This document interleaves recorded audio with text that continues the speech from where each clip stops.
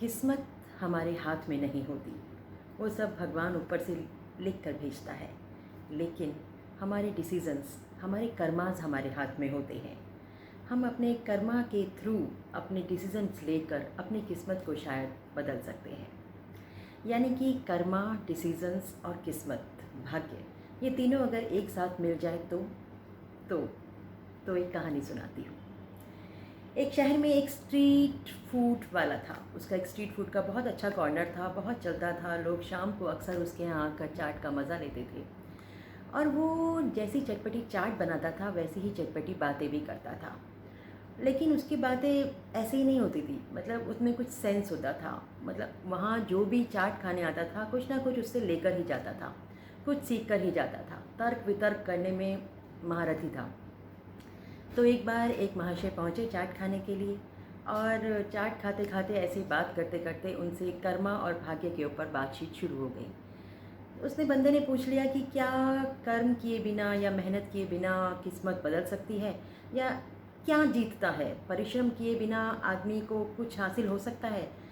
तो उसने कहा कि देखिए, आपके सवाल में आपका जवाब है। मैं आपको एक बहुत अच्छा उदाहरण देके बताता हूँ। आपका बैंक में लॉकर है? तो उस बंदे ने कहा, भाई देखो, आजकल घर में तो सामान रखने का समय नहीं रहा, तो लॉकर तो लेना ही पड़ता है, हर शख्स लेता है, मेरा भी लॉकर है बैंक में। तो बोला कि उसकी जो चाबियां हैं ना, वो आपके सवाल का जवाब है। तो कैसे? कहते हैं उसकी दो चाबियां होती हैं, एक आपके पास होती है और एक बैंक के मैनेजर के पास। जब भी आप लॉकर ऑपरेट करने के लिए जाते हैं तो वहाँ पर अपनी चाबी भी लगाते हैं और मैनेजर अपनी चाबी भी लगाता है, तब आप उसको ऑपरेट कर सकते हैं, उसमें से अपना सामान निकाल सकते हैं। ये आपके सवाल का जवाब कैसे है, इसको मैं उदाहरण देके बताता हूँ कि भगवान के पास एक चाबी होती है, उसने आपकी किस्मत जो बना के भेजी है। और इसी तरह से आपके पास आपकी चाबी है, आपके कर्मा। तो यानी कि जब तक कर्मों की चाबी नहीं लगाएंगे, आपके भाग्य की चाबी भी नहीं खुलेगी। अगर आप लॉकर ऑपरेट करने के लिए जाते हैं तो आप अपनी चाबी लगाते हैं, मैनेजर अपनी चाबी लगाता है, तो ही लॉकर ओपन होता है और तभी आप उसको ऑपरेट कर सकते हैं।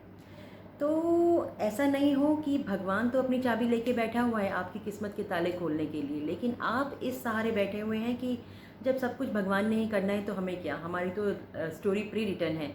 उस प्री रिटर्न स्टोरी में कुछ अपने एफर्ट्स तो डालिए, अपने कर्मा तो कीजिए, अपने डिसीजंस तो लीजिए लाइफ के, आगे कैसे बढ़ना है, क्या करना है, क्यों करना है, अपने कुछ टारगेट्स तो सेट कीजिए।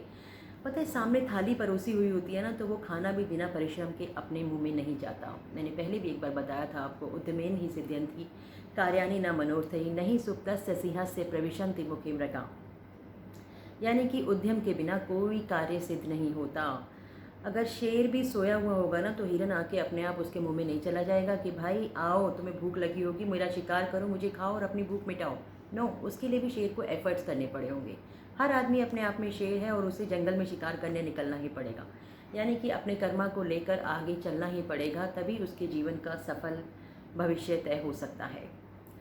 आपने देखा होगा पंछी, घोंसला, उनके बच्चे। क्या आपने कभी देखा है कि पंछी अपने बच्चों के लिए, भविष्य के लिए, अपने बच्चों के भविष्य के लिए घोंसला तैयार करके देते हैं? नहीं, बच्चे अपना घोंसला स्वयं तैयार करते हैं। पंछी उनको अपने बच्चों के पैदा होने के बाद सिर्फ उनके पंखों को उड़ना सिखाते हैं, उसकी कला सिखाते हैं, और उस महारथी के साथ वो अपनी जीवन को आगे बढ़ाते हैं, खुद अपनी उड़ान तय करते हैं और अपने घोंसले जीवन के खुद बनाते हैं। यही आपको करना है, उड़ान देनी है अपने पंखों को और अपने कर्मा के थ्रू अपने जीवन को, अपनी किस्मत को पलट कर रख देना है। यही है डार्क टू लाइट, एक सोच जो आपकी सोच बदल दे। अगर आपको मेरी बातें अच्छी लगे तो मेरे चैनल डार्क टू लाइट को लाइक कीजिए, सब्सक्राइब कीजिए, शेयर कीजिए और अपनी भी बातें मेरे साथ इस मंच पर साझा कीजिए। इस प्लेटफॉर्म के ज़रिए हम उन्हें दुनिया तक लेकर जाएंगे। फिर मिलूंगी एक नई बात के साथ, एक नई मुलाकात के साथ, सुगंध के साथ। Dark to light, a journey with Sugandh में। नमस्कार।